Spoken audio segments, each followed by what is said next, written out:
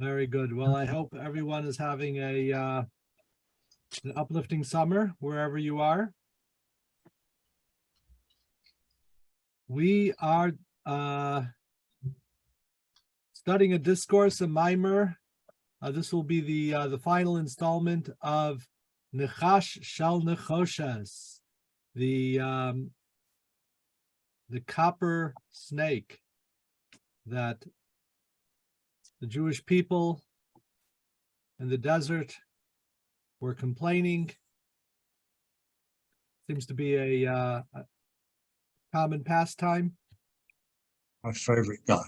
And so snakes appeared, biting the people with venomous snakes. So they cried out to Moshe, and Hashem said, "Make a nechash, make a serpent, and put it on a pole, and the people will look at the nachash, at the snake, v'chai, and they will live." So what was going on here? So the Mishnah relates in Rosh Hashanah that when the Jewish people would have to look to heaven, they'd look heavenwards and remember God, then they were healed. But the Alter Rebbe says, if that's the case, well, why not just ask them to look heavenward? Look heavenward and you'll be healed. Of course, it's not as dramatic, not as good of a story, but the point of the Torah is not literary, right? The point of the Torah is not to create a good story, though sometimes it seems that way. So the Alter Rebbe explains the idea that the Nachash, the serpent, we all are familiar with the original serpent story in the Torah, and the serpent stands for negativity. And the point of this discourse is the Kabbalistic idea, the Jewish idea, really, it's brought in many different places, that ein ra yored milmaila, that no negative, nothing ra, evil, descends from above. Everything is sourced in a higher level, and ultimately everything is coming from Hashem himself, and only goodness comes from Hashem. The way it becomes manifest below is in a way that oftentimes we cannot perceive, we cannot understand, we cannot appreciate the goodness, right? The goodness that we're experiencing in life. And the Rebbe is saying, is bringing out in this mimer how the point is that we have to take that nachash, meaning all the negativity that we experience in life, we have to put it on a pole, lift it up to its source. And this is a Kabbalistic idea of sweetening the negative by reattaching it to its actual source above, and its heavenly source where there is no bad, there is no negative. And that's the idea of the Nachash going, being lifted up, as the Rebbe will articulate again today. We'll go through that. And of course, we brought in the famous story with Reb Nachum Ish Gamzu, told in the Talmud, about a great Talmudic sage, and anything that seemed terrible that was happening, he would say, Gamzu Latova. This too is for the good. And as I explained last week, that doesn't mean that just, everything is good, everything is peaches and cream. I mean, that's not what was meant. These were very deep and profound people. But the point is that really understanding that anything that is coming from God is ultimately good. That is the point over here, and understanding, really connecting it to its source of goodness above. So Reb Nachum, what he did is he would realize that it's coming from God, and therefore it's good. And what the Alter Rebbe explains is that through his perception that it was all good, it would turn into revealed good, as a story that we shared there. I'd like to also, we have some, I noticed some new names here. I'm not sure. You guys would know if they're new or not. Zev, are you a new student in the program? or one that used to be and now you've come back? I just saw Zev Ullman who joined. Okay. He's you a have to new unmute. name to us, Rabbi. What? He's a new name to us. A new name to us. Okay, so Zev, I'd like to welcome you. Welcome to the group here, and hopefully you get a lot out of it. If you have any questions, feel free to unmute. You always have to remember to unmute. I was once giving a class for like 5 minutes until I realized I was muted. My students said it was the best class I ever gave. So they say the Chassidic gatherings, it used to be that nobody spoke. They'd sit down, they'd make a l'chaim, they'd sing a niggun. Nobody spoke, but everybody heard. Nowadays, it's the opposite, right? Everybody speaks, nobody listens. Anyway, an old story. So moving right along. So that's the benefit of the mute button. So now, so Reb Nachum Ish Gamzu, he had that capacity to elevate everything that happened to the good, and then it would become manifest good. And as I said last week, and I think it was Isaac who was also joining in and helping to explain the idea, although we had a slight difference of opinion on it. He's not here to disagree with me today, is he? All right, I can speak freely. And the idea is that we can't expect, it's not a ploy, it's not a manipulation. Oh, I'm going to think positive and then everything's going to turn out well. And then, oh, it didn't turn out well. Yeah, I guess that didn't work. And as I mentioned last week, what if you could remove all worries about things that you cannot control? All right, that's ultimately what we're talking about over here. Of course, in the context of having faith, bitachon, in Hashem's plan. Anything that, if you can do something, you have to do something about it, even if maybe sometimes what we can do, sometimes maybe some of the people here have certain issues with children or grandchildren. That's perfectly normal. What we can do is recite Tehillim. We can say Psalms, so we can do something, right? But we can't get involved, right? Going and telling your grown children how to lead their lives is probably the least effective way of them changing their life. So there are things that we cannot change, or things about our own health, our own situations that we for whatever reason, maybe we don't have the capacity to change, accepting that everything that is coming from Hashem is good, right? That's a very high level. That's what this mimer, that's what this discourse is talking about. So we're going to go back to the original here. Rabbi. Yes, sir. A quick question. You just said that telling our grown children how to act or what to do is not a good idea. It's a bad idea. First of all, so let me qualify that by saying, in most circumstances. Right. So, a while ago, the rabbi of our shul, Rabbi Marlowe, he said that the teaching of the Dibarta Bam, speak about them to your children, it really doesn't change when a person has grown children. But at the same time, what you see is that the grown children don't appreciate when you speak to them. It's just the opposite. It's like more like you say. It has a negative effect, it seems, rather than a positive effect. At least on an immediate reaction. We don't know what's down the line. Over the current term of the situation, it seems to have a negative effect. Yeah. Somebody asked which Tehillim to recite. So customary Tehillim for just about a fix-all Tehillim, a Tehillim that's a very general Tehillim would be chapter 20 in Tehillim. And then you could say their own personal Tehillim. Everybody has a Tehillim that's associated with their age.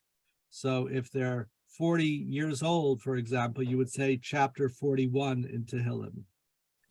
And the good news is that there's no wrong Tehillim to say, but sometimes we like to have we like to have some kind of a formula. So chapter 20 and then their age. But you do their age plus 1 because if you're 10 years old, you're actually in your 11th year, because the first year we don't count, right? So you just add 1 year on to know what their Tehillim would be. So Yes, thank you. you're very welcome.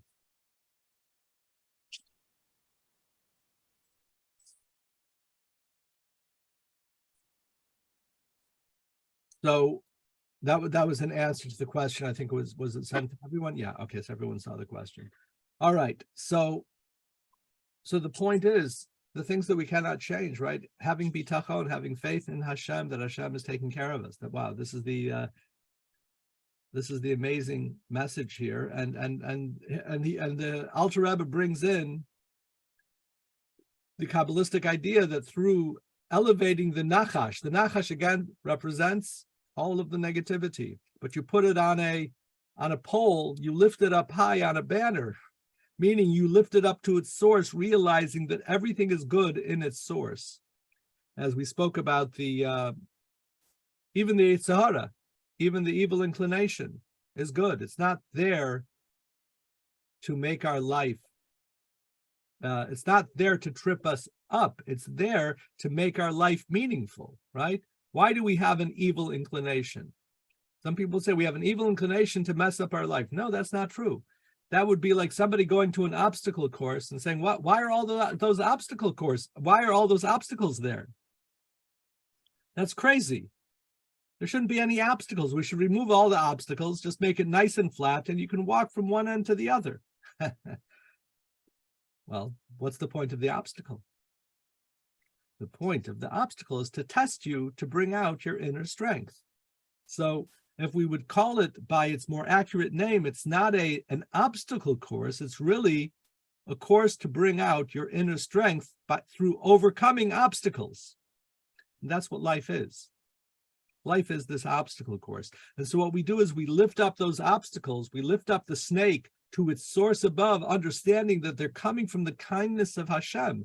And when we realize that also empowers us. It gives us the ability to see it in a new light and gives us new strength to be able to deal positively and with much greater bitachon, trust in Hashem, in our situation.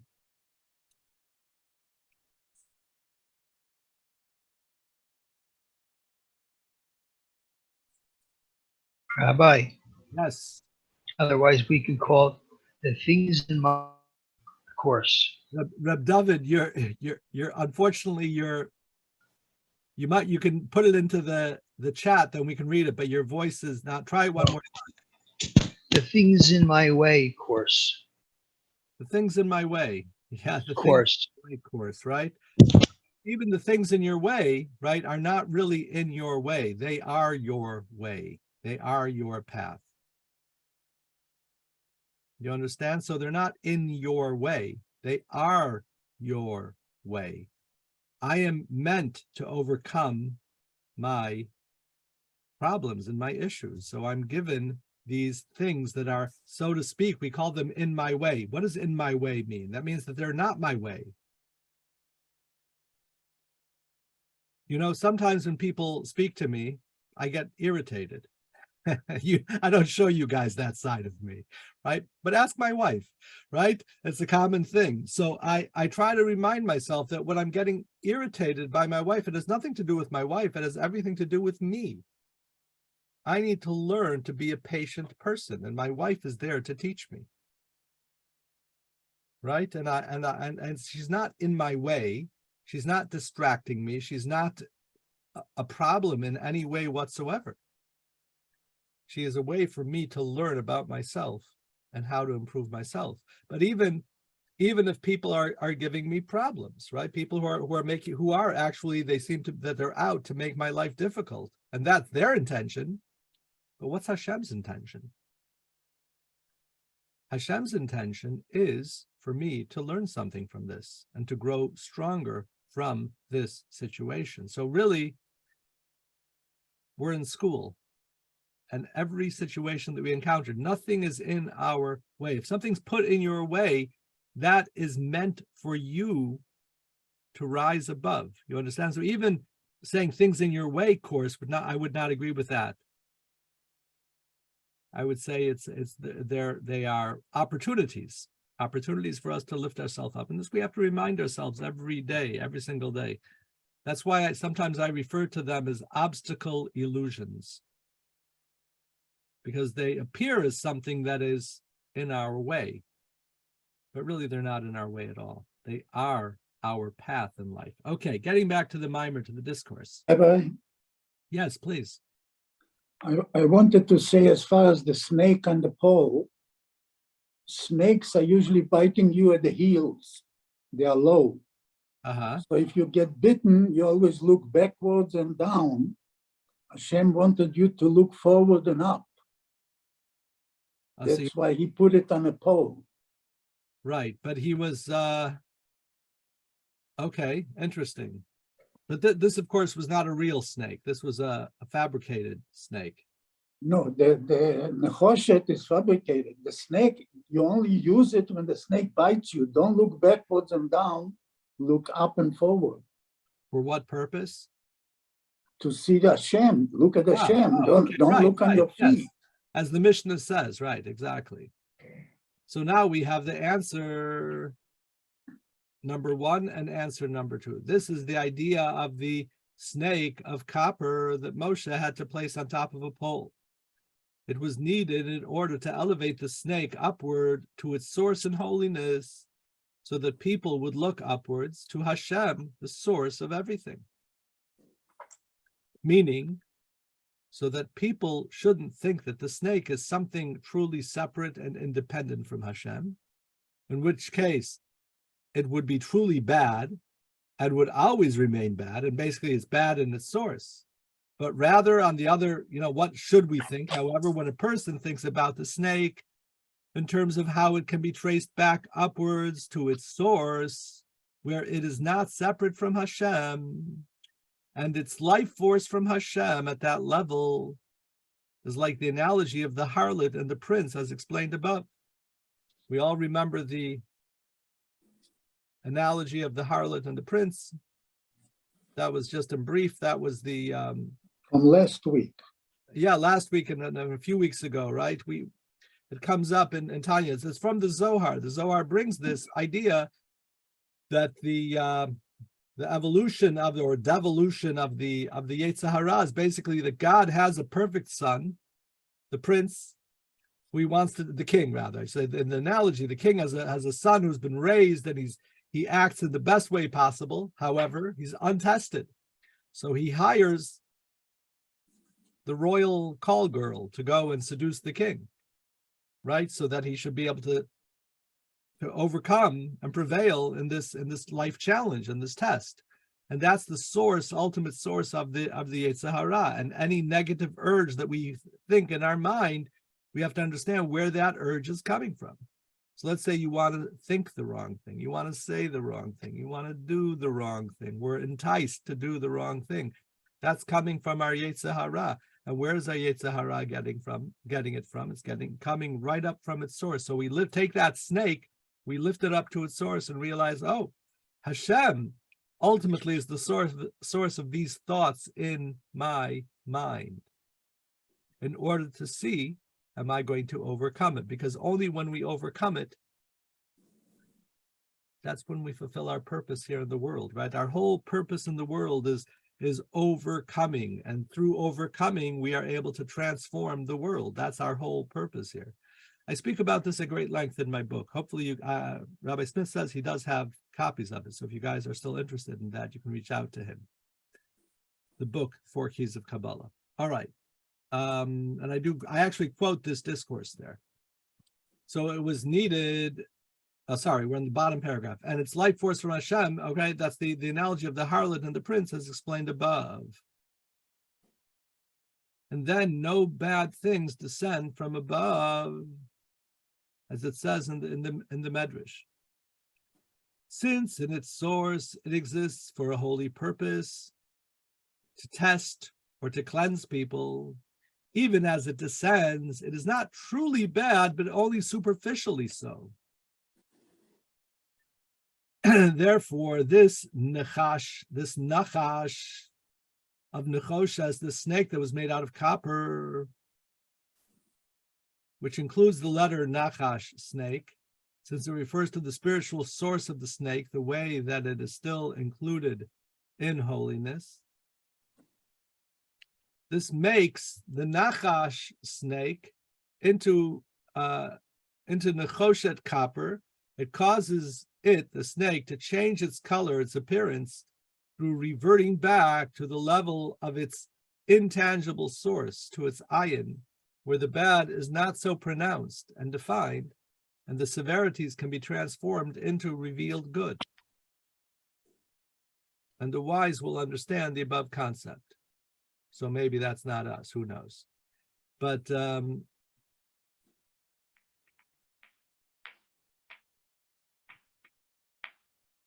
not sure what he means here. It says, the Nachash in the Hebrew, it says, V'lochein haya nechoshes, it was nechoshes, shemishtana lechaba gavanin, that can change to many colors. I think what the Rebbe is saying, so on a simple level, I mean, how does copper change many colors? I mean, it can change from... The rust changes colors on the copper. It can change from bright from gold color to... It changed from gold to green. Green, right? It can change to green, right? And I think if I'm understanding what the Rebbe is saying here is that because we're elevating it to its source, in its source, it's not going to be dedicated and fixed to one particular color. It's something that can be malleable. When you go up to its source, it's much more malleable. Okay.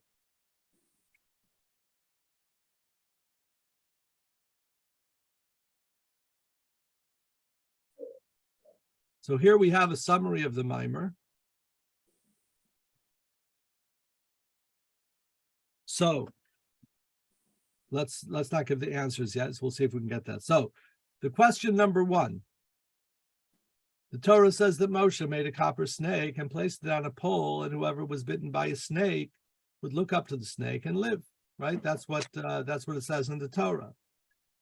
What was the function of the copper snake in the healing process? Of the purpose of looking up was to look up to heaven and remember Hashem, like it says in the Mishnah of Rosh Hashanah. Then why not just have the people look up to Hashem? What did looking at the snake accomplish? But now we have the answer. Yes, what's the answer? What's the point of looking up of putting the snake on the pole and looking up to the snake? In short, who could give us the answer here? Looking up to Hashem. That's what it says in the Mishnah. But then why don't we just look up to Hashem? Why did we have to have the physical snake being made and put on a pole and look up at the snake? Just look up to Hashem. What was the answer that the Alter Rebbe gave? You didn't know there was going to be a test today. That's okay. Please speak up if you remember what the Alter Rebbe explained here. Don't worry about being wrong. Just give it a try.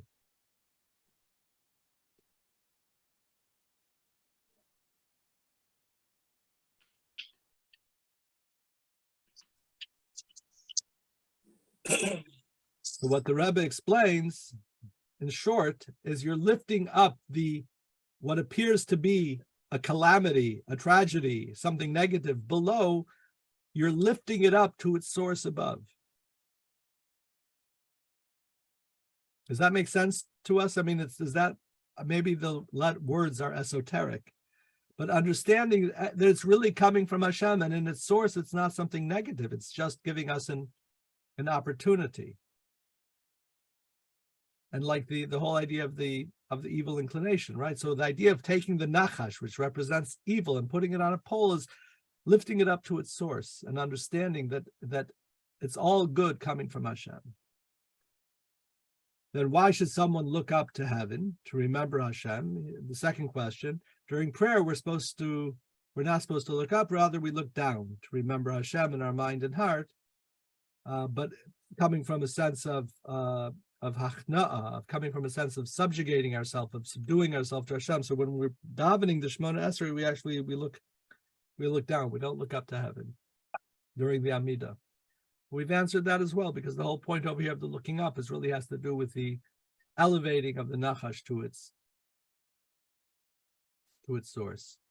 Question number 3 that Rebbe then asked after the preliminary questions: what's the purpose of the descent of the soul into the world if the soul has a more revealed connection to Hashem when the soul was in heaven than it has in this world? What does the soul accomplish by being down here, right?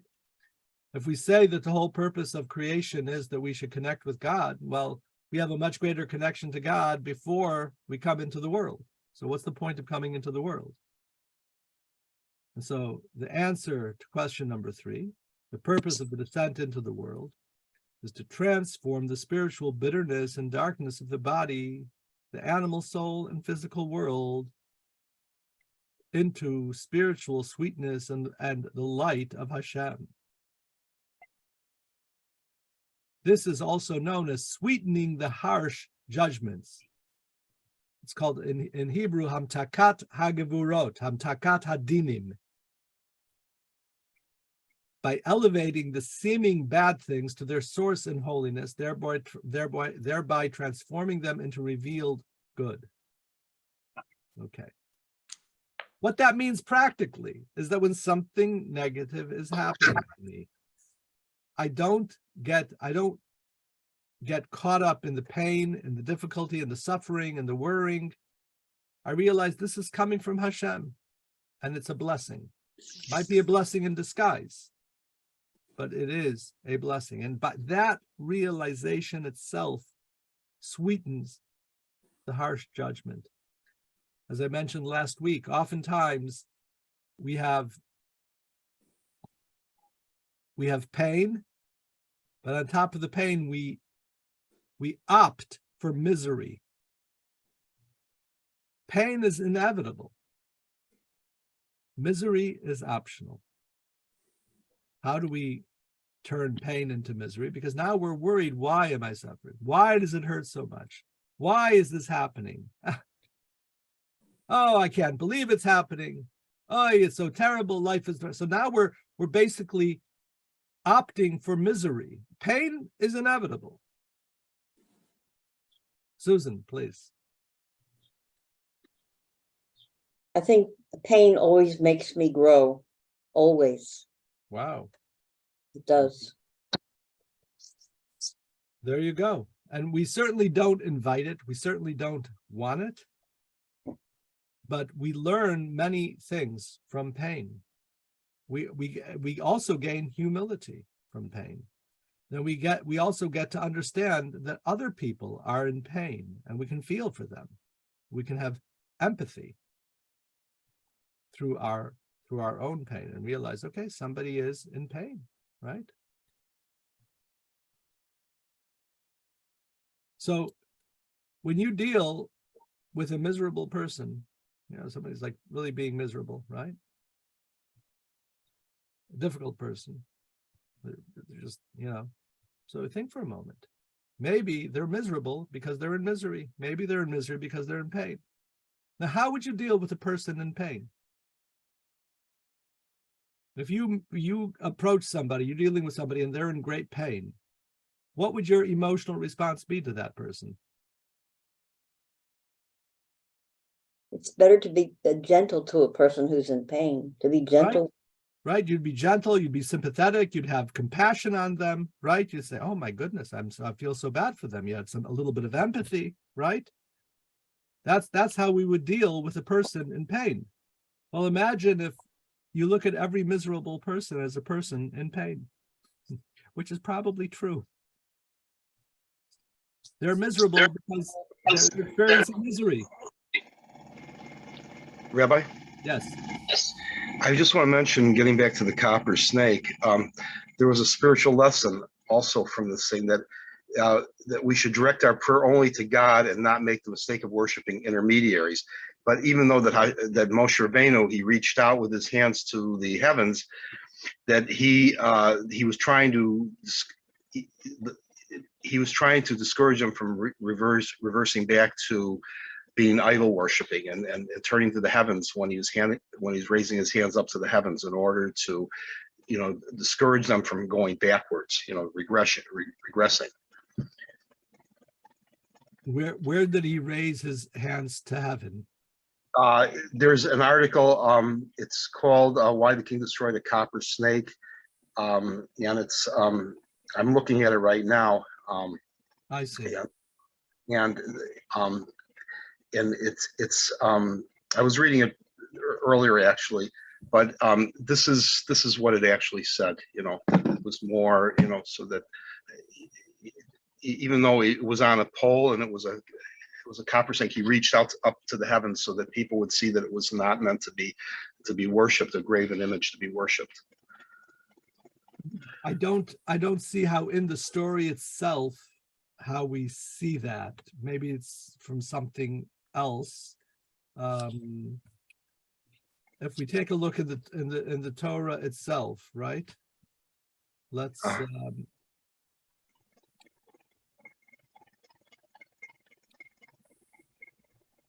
take a glance. I'm just wondering where this scholar took this. See, those who apparently succumb to the poison confess their transgression and ask Moses to pray to God that they be healed. Right. Hashem instructed him and Moshe to make a copper serpent and place it on a higher pole, and all who gaze at the copper snake will live. Right. Exactly. There you go. Thank you. Perfect. I don't even need to bring it up. So there was also I'm sorry. Go ahead. I'm sorry. I don't mean to good. No, so I'm just wondering. So yes, that is exactly what it says in the Torah. So now this interpretation has something to do with weaning them off of idolatry. I just don't see the connection. Well, that's basically, what I saw. Okay. That was your interpretation. Well, that was another aspect of it that Okay. I saw in this article, but I just, Okay. I don't want to backtrack, right? But that's what I. Okay, that's all right. That's okay. From the author, I mean, I would think, if anything, I mean, there's certain things in the Torah where you look, well, that act, if anything, it looks like it looks like a throwback to idol worship, right? Well, I mean, without any commentaries, just looking at the story, you say, well, that doesn't look like a good thing to ask people who used to believe in idols to look at the copper snake and you're going to live. Well, just my thought. I'll try to. This is basically what it was. Why the King Destroyed a Copper Snake. It was called by Rabbi Ben-Sion Kravitz. He's the author of this article. I know Ben-Sion Kravitz. He's the director of Jews for Judaism. Great guy. Yeah. All right, but in any case, getting back to the point of the discourse here, the point is really lifting something up. So I think the important point, this is such a practically oriented discourse. I mean, although it's talking about some lofty ideas, some esoteric ideas, but the point is these are things that we can apply in our everyday life.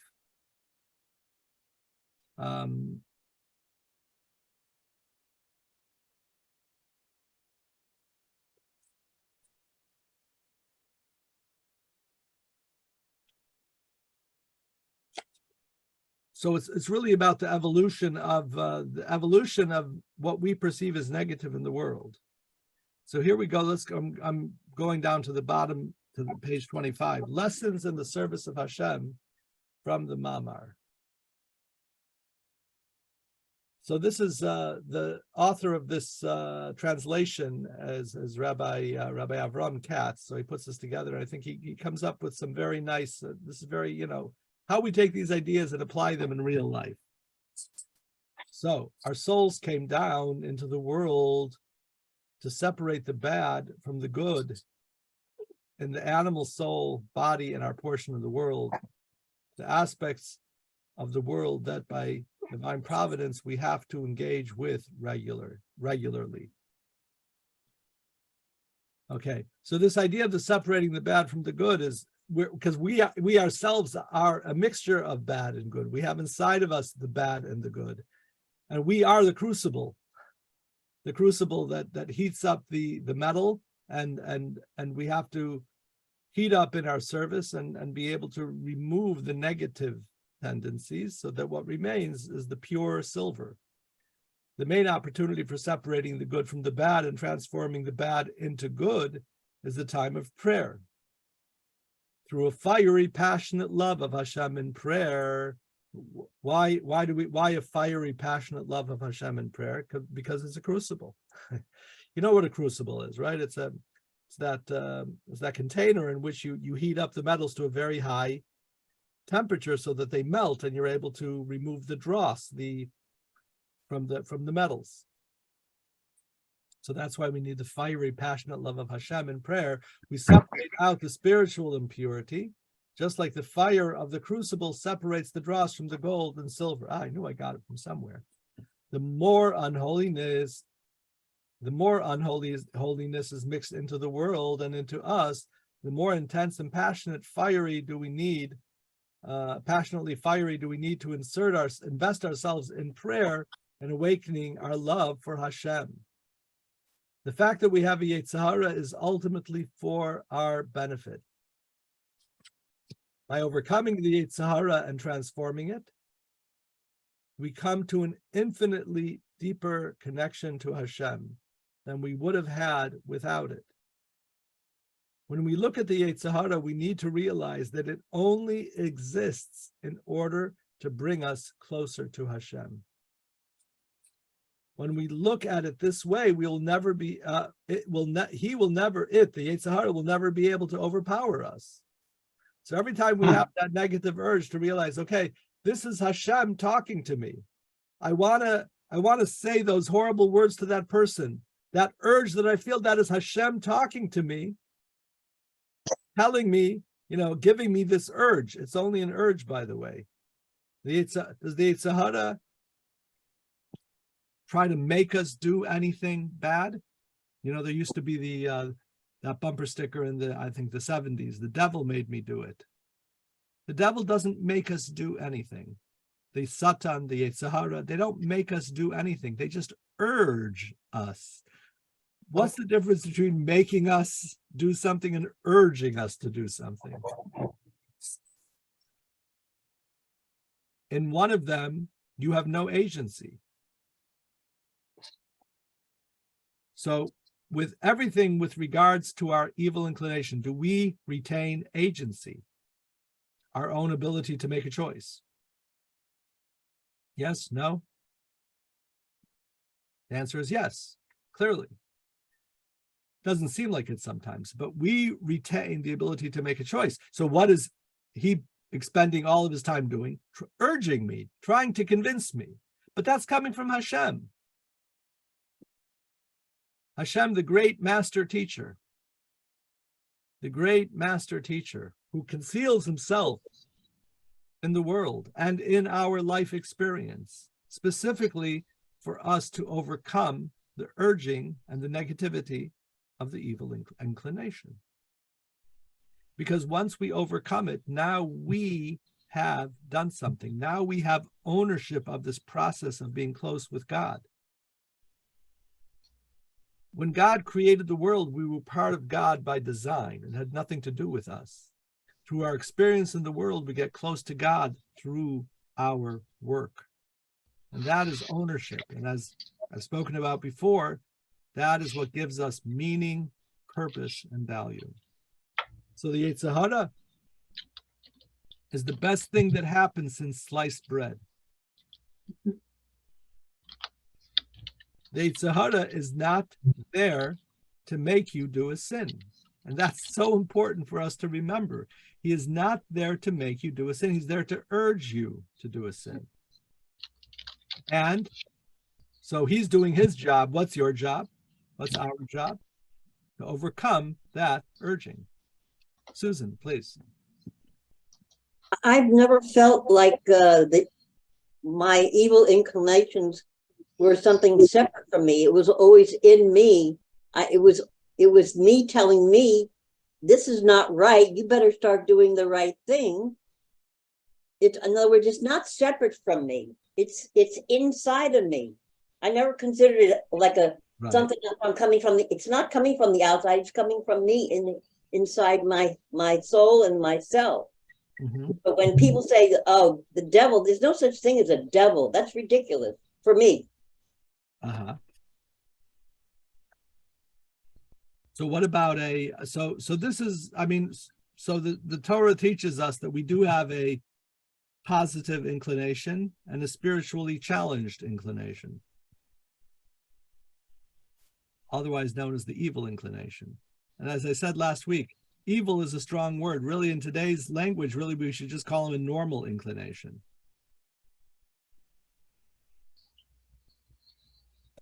Because really, he's just trying to get us to be normal, to act just like a normal human being, which can be pretty horrible sometimes. But anyway, getting back to your point, yeah, we don't, when we have this, have you ever had an internal dialogue, Susan? Yeah, yes, yes, I've had an internal dialogue, but I know it's me talking to me. Okay, so that's it. I mean, that's fine. That's fine. That just the Torah puts a little label on each part of you that's talking to you, and says that the part of you that wants you to maybe make the wrong decision is called the negative inclination. But you're right. Nobody here is thinking of, like they have those, a picture of a small me with horns on it and a small me with a halo on it on my shoulders. That's all me. It's all me. You're right. But there are different aspects of me. There's the me that wants to feel good. Listen to this. You're going to like this. You can write this one down. There's the me that wants to feel good. Will I feel good after I give them a piece of my mind? Yes, I'll feel very good. Well, will I feel good when I eat that scoop of ice cream, that extra scoop of ice cream?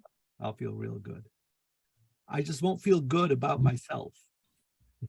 You see. So there's the me that wants to feel good, and there's the me that wants to feel good about myself. And this is our internal dialogue. And, listen, scientists can go and talk about all different, this is a normal part of the evolution of the human being. But Judaism gives us a direct understanding of what this is. We each have a negative part and a positive part. But again, even the point of this mimer is not that we have a negative part.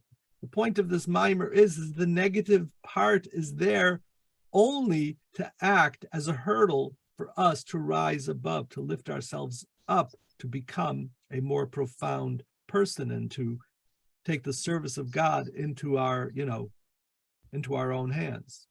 Yisrael, please.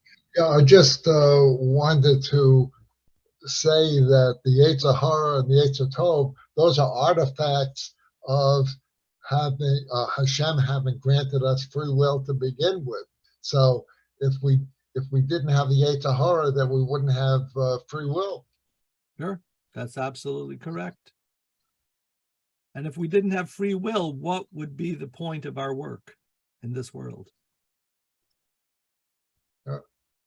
Right? Yes.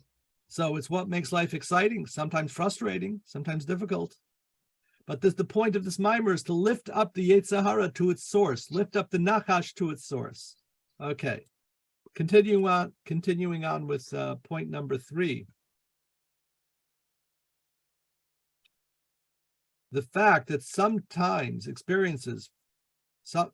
we sometimes experience physical suffering in this world, it must also be for a good purpose. Hashem is the source of all good, and everything that he does is for the good.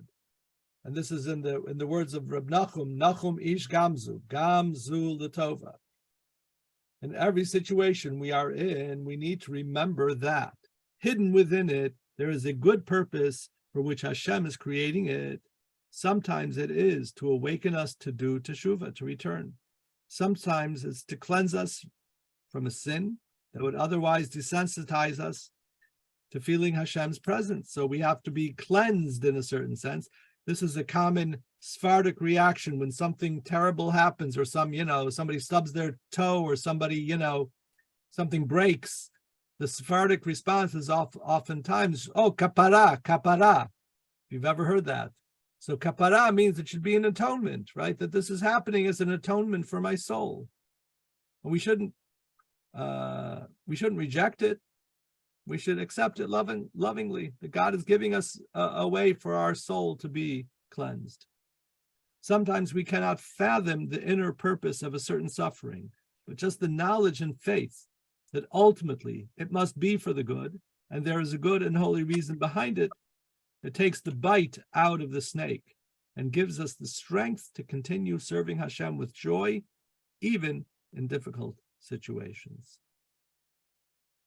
There you have it. And when we realize that, that is part of the holy work that we are meant to do. So it's not like, oh, this is a coping mechanism. No, the Alter Rebbe explains elsewhere, this is the whole purpose of our existence, is to develop this bitachon, this trust in Hashem. That is our work. That is the work that we're meant to do. And when we come to have a glimmer of that trust in Hashem within the difficult situation, our whole purpose for existence is qualified. That itself is the reason. Person might think, well, I'm doing this because if I do this, then I'll be able. No, that itself is the loftiest purpose and fulfillment of our existence in this world, is realizing Hashem in everything, even in the difficult.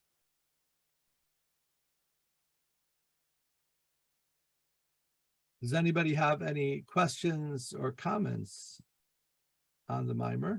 I was going to say that sometimes it's hard to bring some of these concepts into our daily lives because of the infinitude of Hashem. I mean, we can't wrap ourselves around Hashem, and so the lack of that tangibility of Hashem complicates the struggle.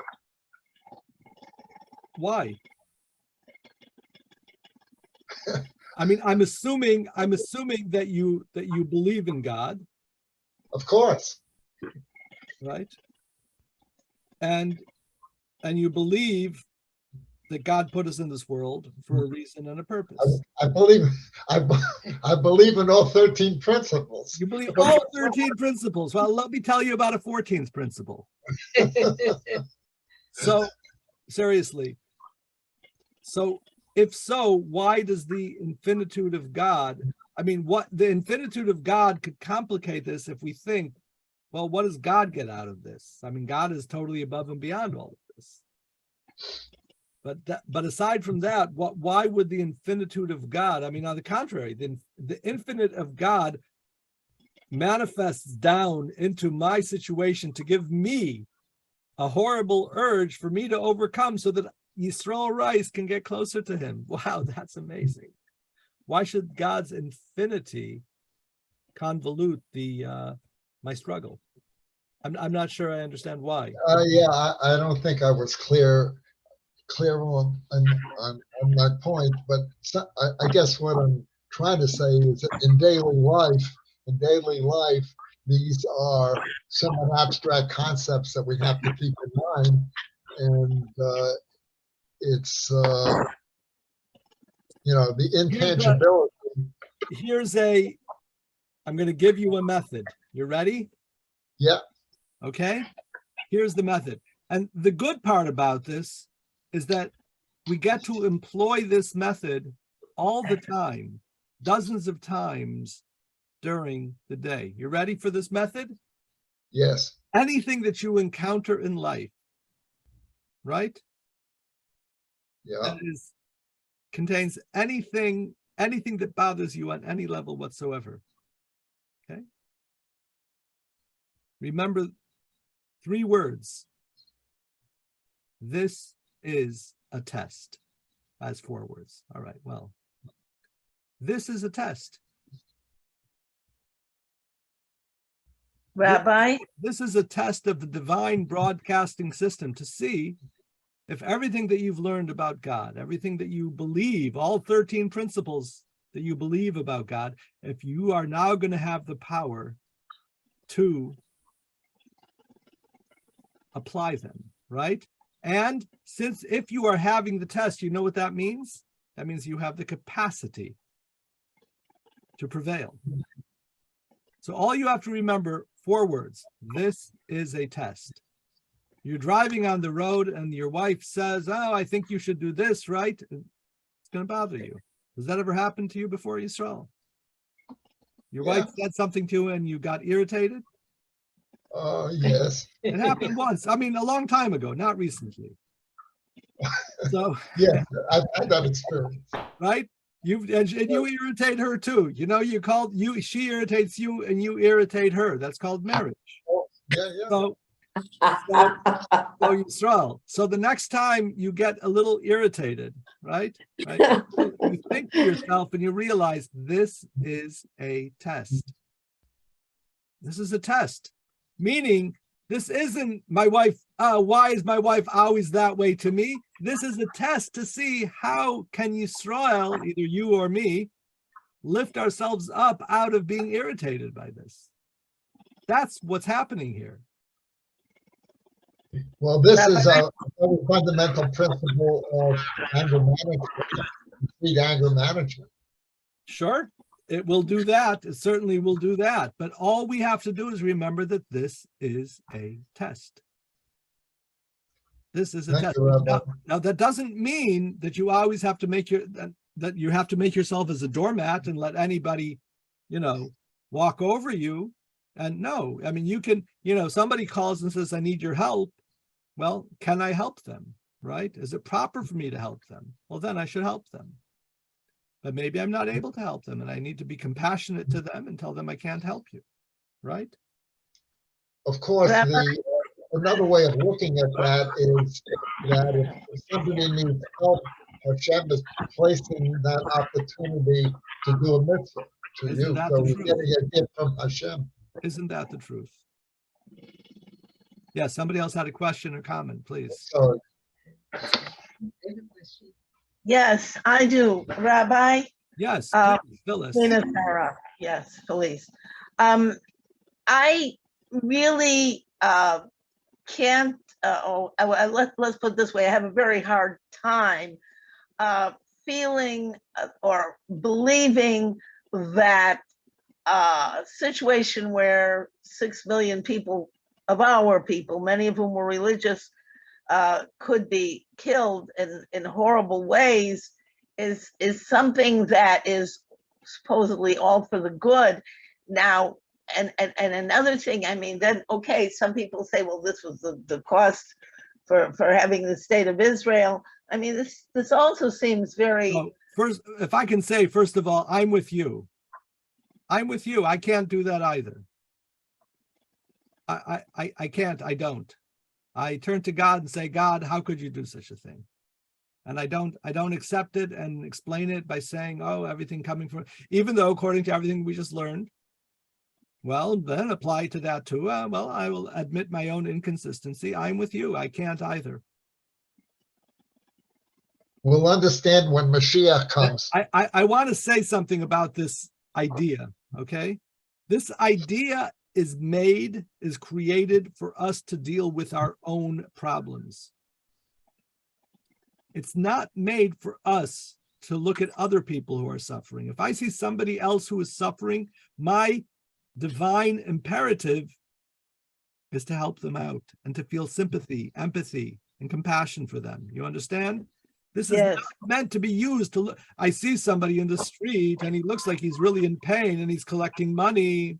Oh, it must all be good. Maybe I'll kick him on top of it so that it'll really be good. Now he's being kicked. Wow. No, of course not.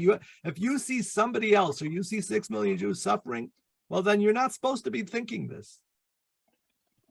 This is really a point for us to deal with our own issues in life. And it's not a double standard. It's actually just a question of what divine service is called for me at this time. What is expected of me at this time? If it's something that I'm experiencing and it's a difficulty, well, then I employ this idea of this discourse. This is a test. What if I see somebody else suffering? I am not meant to say, oh, that's just goodness coming down. Too bad for them. No, you're meant to feel for them and to help them out. All right? Thank you, Rabbi. question.